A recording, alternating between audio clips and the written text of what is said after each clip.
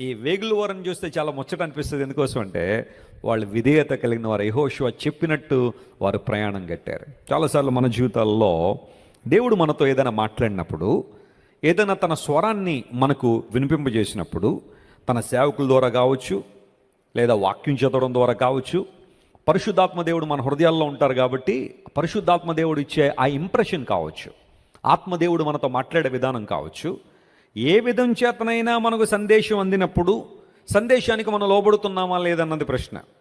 చాలామంది ఈ రోజుల్లో నేను దేవుని స్వరం వింటానండి అనే విషయాన్ని గొప్పగా చెప్పుకుంటారు, కానీ ఆ స్వరానికి లోబడుతున్నావా అమ్మ అంటే మాత్రం ఆలోచన చేస్తానండి.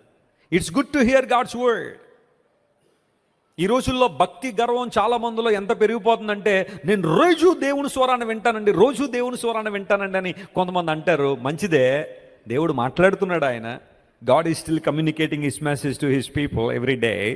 కానీ విన్న మాటల్లో నువ్వు ఎంతగా లోబడుతున్నావు, ఎంతగా ఆచరణలో పెట్టగలుగుతున్నావు, ఇది కదా నీ ఆశీర్వాదానికి మూలం. వినడం గొప్ప విషయమే, కానీ విన్న మాటకు లోబడ్డం ఇంకా గొప్ప విషయం. స్తోత్రం చెప్పండి, హల్లెలూయా. ఇప్పుడు నువ్వు కేవలం వినువాడిగా మాత్రమే ఉన్నావా లేదా లోబడుతున్నావా అనేది పరీక్ష చేసుకోవాల్సిన అంశం.